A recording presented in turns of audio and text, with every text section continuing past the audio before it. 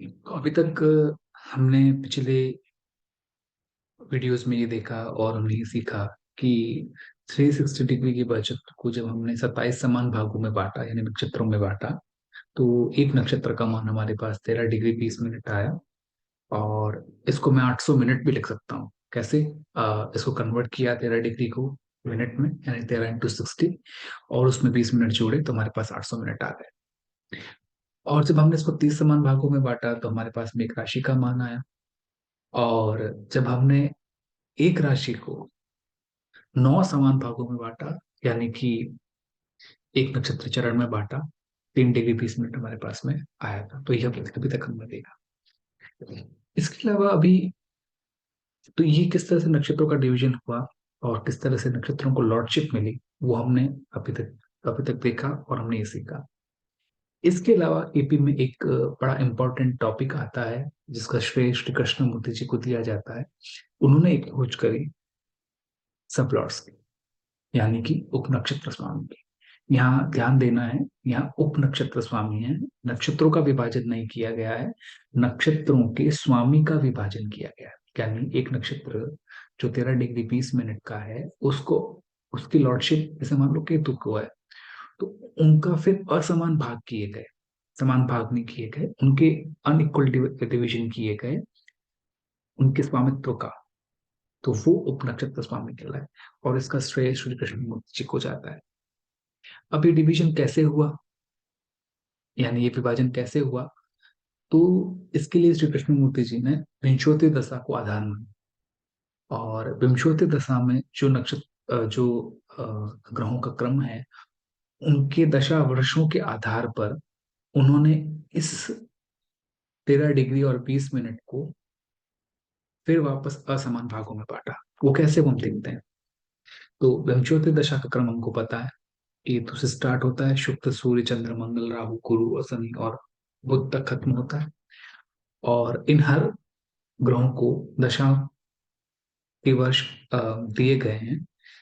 जैसे केतु को 7 वर्ष, शुक्र को 20, सूर्य को 6, चंद्रमा को 10, मंगल को 7, राहु को 18 और 16 19 और 17 गुरु शनि और बुध को दिए गए हैं। अगर इनको जोड़ा जाए तो 120 वर्ष आते हैं। कुल विंशोत्ति दशा 120 वर्ष की मानी गई है।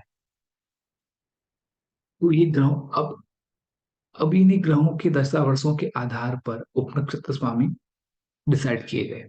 उसके लिए फॉर्मूला है, ग्रहों के जो दशा वर्ष है उनको नक्षत्र मान, यानी जो हमारे पास 800 मिनट है, 13 डिग्री 20 मिनट है, जिसको हमने 800 मान करते हैं सरलीकरण के लिए, ताकि हमको कैलकुलेशन में आसानी हो।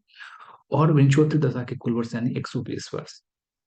जैसे हमको अगर केतु का निकालना है, केतु को 7 वर्ष दिए गए हैं, तो 7 वर्ष को हम 800 मिनट से मल्टीप्लाई करेंगे और 120 से डिवाइड करेंगे, तो केतु का केतु की अवधि आ जाएगी, सबकी अवधि आ जाएगी, यानी उपनक्षत्र स्वामी की अवधि आ जाएगी। इसको सिंप्लीफाई करने के लिए हम ये भी लिख सकते हैं कि ग्रहों के जो दशा वर्ष हैं उनको 800 मिनट से हमने मल्टीप्लाई किया और 120 से डिवाइड किया। एक बार वापस रिकैप करने के लिए, उपनक्षत्र स्वामी जो हैं वो किस तरह से बनेंगे, वो विंशोत्ति दशा के क्रम में जो ग्रहों को वर्ष दिए गए हैं उसके आधार पर ये फॉर्मूला बना और उसके आधार पर उनके असमान भाग बने। अब तक हमने ये देखा था कि जो ये 30 degree, 3 degree 20 minute, 30 minute, 13 degree 20 minute जो थे, ये समान भाग थे, इक्वल पार्ट्स थे। बट अब सब लॉट्स में ये अनइक्वल पार्ट्स हो गए। कैसे? उसके लिए हम समझते हैं कि उपनक्षत्र स्वामी की अवधि हमको निकालनी कैसे है। जैसे हमने केतु को लिया, केतु को हमको पता है कि इसको 7 वर्ष की अवधि है, 7 वर्ष की अवधि है। उसको हमने 800 से मल्टीप्लाई किया इस फॉर्मूले के हिसाब से और 120 से डिवाइड किया, तो हमारे पास में जो अवधि आई वो 0 डिग्री 46 मिनट और 40 सेकंड आई। शुक्र को जब हमने इस फॉर्मूले में फिट किया तो हमारे पास में 2 डिग्री 13 मिनट और 20 सेकंड आए। देखो यहाँ अलग अलग अवधि आ रही है, केतु की अवधि अलग है, शुक्र की अवधि अलग है, इसलिए इसको असमान अवधि कहा गया। सूर्य के केस में 0 डिग्री 40 मिनट, चंद्रमा के केस में 1 डिग्री 6 मिनट 40 सेकंड्स, मंगल के केस में 46 मिनट 40 सेकंड। और इस तरह से राउट से बुध तक का हमने इस फॉर्मूले के हिसाब से अवधि निकाली। यहाँ आप देखेंगे कि सबको अवधि यहाँ पे अलग अलग मिली है, किसी को भी एक अवधि नहीं मिली है। सबसे अधिक अवधि जो मिली है वो शुक्र को है, क्योंकि शुक्र को विंशोत्तरी दशा में 20 मिनट 20 वर्ष का काल दिया गया है, और सबसे कम काल सूर्य को दिया गया है, और उसको 0 डिग्री और 40 मिनट यहाँ पे मिला। अगर हम ये देखें, इन इन सारी अवधियां जो हमने निकाली है, इनको अगर हम जोड़ें तो हमारे पास पे जो कुल मान आएगा वो एक नक्षत्र का मान हो जाएगा 13 डिग्री 20 मिनट। जैसे मानो कि हमारे पास में मेष में पहला नक्षत्र जो है वो अश्विनी का है, और अश्विनी का नक्षत्र यानी उसका उसका स्वामित्व केतु को है। तो मेष, सिंह और धनु, इन तीनों में जो प्रथम नक्षत्र है वो केतु का है। अगर उसमें उपनक्षत्र स्वामी का विस्तार हमको निकालना है तो वो टेबल कुछ इस तरह से होगी। ये ग्रहों का कर्म होगा विंशोत्तरी के हिसाब से, यानी मेष, सिंह और धनु में जो केतु का नक्षत्र है उसकी उपनक्षत्र स्वामी में पहला, क्योंकि केतु का लिए निकालना है तो पहला केतु, केतु का आरंभ होगा 0 से आरंभ होगा। उसमें 0 डिग्री 46 मिनट हमने जोड़ा, वहां उसका एंड हो गया। दूसरा शुक्र का आना है, तो ये शुक्र आया, 0 डिग्री 46 मिनट 40 सेकंड से ये स्टार्ट हुआ, और 2 डिग्री 13 मिनट 20 सेकंड को हमने जोड़ा तो 3 डिग्री का हमारे पास में शुक्र का विस्तार आया। ऐसे ही हमने सूर्य, चंद्र, मंगल, राहु, गुरु, शनि और बुध के निकाले, और ये विस्तार, ये टेबल हमारे पास में आई। तो अगर हम ये कहें कि चंद्रमा, जैसे चंद्रमा जो है वो मेष के या सिंह के या धनु के 15 डिग्री पर है, कौन सा उपनक्षत्र स्वामी हुआ, तो हम यहाँ पे देख सकते।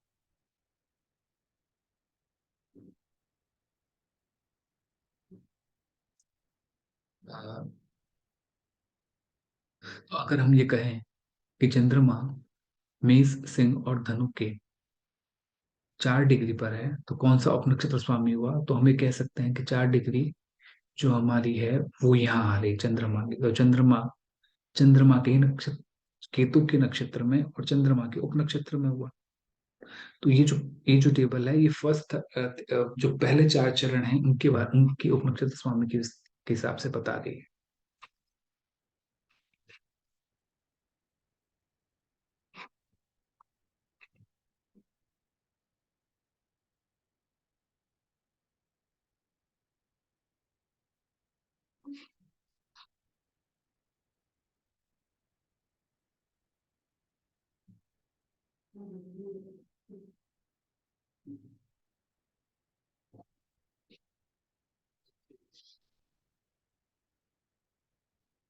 तो हमारे पास में एक अ, हम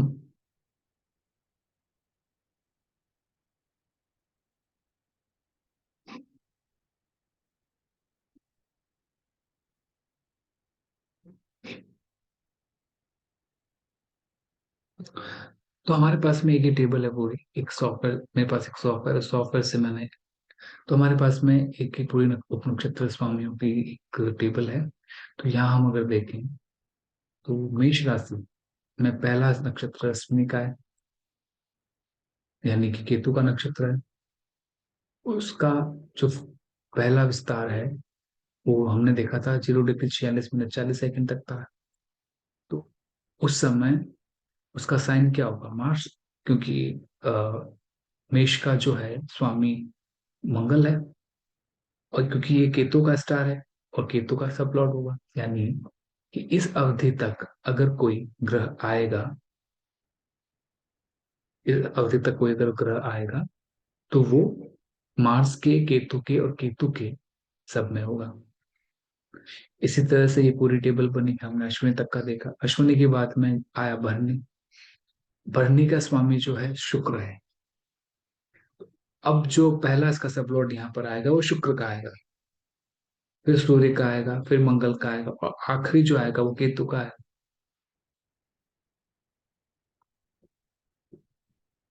ऐसे ही फिर कृतिका, कृतिका का एक चरण हमने देखा था मेष में आता है, तो वो एक चरण जो सूर्य, तो कृतिका का जो जो नक्षत्र वो सूर्य का नक्षत्र है, तो सबप्लॉट जो आएगा वो सूर्य से स्टार्ट हुआ, यहाँ पे देखिए आप।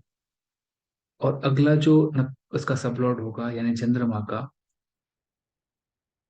वो कृत्तिका के अंदर आया, फिर मार्स का आया, फिर राहु का आया। जैसे ये इसके लास्ट चरण कंप्लीट हुए, 3 डिग्री और 20 मिनट, तो अगला जो चरण था राहु का, वो राहु में आ गया। कुछ भाग राहु का बचा था, वो वृष में चला गया।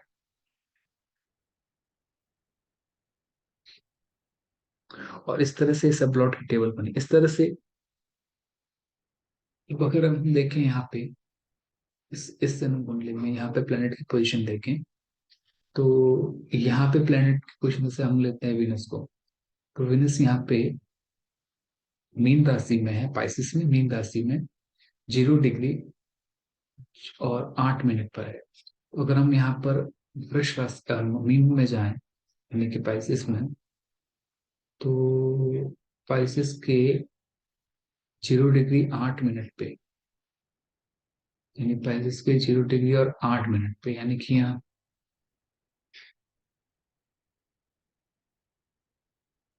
पाइसिस के 0 डिग्री और 8 मिनट पे, यानी कि यहाँ तो पाइसिस के 0 डिग्री से 33 डिग्री और 20 मिनट तक जुपिटर, जुपिटर और मून, यानी जुपिटर की राशि है, जुपिटर का नक्षत्र है, और मून का सब लौट आ रहा है। तो यहाँ पे आप देखिए, शुक्र जो है पाइसिस में है 0 डिग्री 8 मिनट पे, तो जुपिटर की राशि है, जुपिटर का स्टार है, और मून का सब लॉर्ड है। ये वैसे आप कैलकुलेट हुआ हुआ मिल जाएगा जिस किसी भी सॉफ्टवेयर को आप यूज कर रहे होंगे। लेकिन यहाँ पर हमने ये सीखा कि ये बना कैसे, यानी यहाँ पर ये अगर ये जुपिटर स्टार आया तो ये कैसे आया, और ये मून का सबलॉर्ड आया तो कैसे आया। ऐसे ही सारे ग्रहों के भी निकाले हुए हैं। तो इस तरह से हमारे पास में टोटल जो यहाँ पे सबलॉट्स बनते हैं वो 249 बनते हैं। वो 249 क्यों बनते हैं? आइडियली होना चाहिए, अगर हम देखें आइड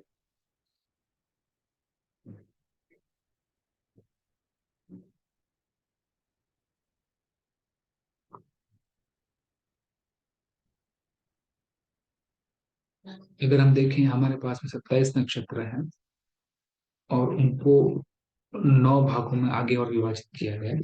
तो हमारे पास में 243 नक्षत्र आने चाहिए। लेकिन टोटल हमारे पास में जो आते हैं वो 249 आते हैं, यानी 6 उप नक्षत्र हमारे पड़ जाते हैं। उस 6 उप नक्षत्र कौन से हैं, वो हमने अभी यहाँ देखा था, जैसे मेष के समय, कि मेष का जो आखिरी नक्षत्र अश्विनी के अंदर, मेष में आखिरी नक्षत्र कृतिका का है, और कृतिका के 3 डिग्री और 20 मिनट है। तो कृतिका के 3 डिग्री 20 मिनट में जो लास्ट सब लॉट था वो राहु का था, वो पूरा नहीं हुआ, और वो रिपीट हुआ यहाँ पे 23वें वृषभ के अंदर। तो ये नक्षत्र रिपीट होने के कारण उसमें इंक्लूड हो गया, इसलिए हमारे पास में 249 उप नक्षत्र स्वामी बने। ऐसे और भी ये रिपीट हो रहे हैं। तो इस तरह से हमारे पास में 249 उप नक्षत्र स्वामी यहाँ पे बन गए।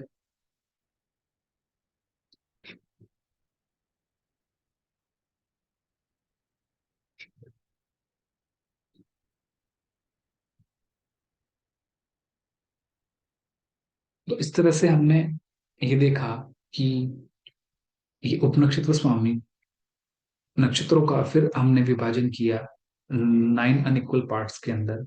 वो जो 9 अनइक्वल पार्ट्स थे, वो विंशोत्तरी दशा के दशावर्षों के आधार पर थे। उनका फॉर्मूला हमने देखा, और वो किस तरह से विभाजन था ये हमने देखा। आगे हम और कुछ डीप जाएंगे कि और किस तरह से हॉरोस्कोप वगैरह देखना है, कुछ और चैप्टर्स के साथ में हम आएंगे। तब तक के लिए धन्यवाद।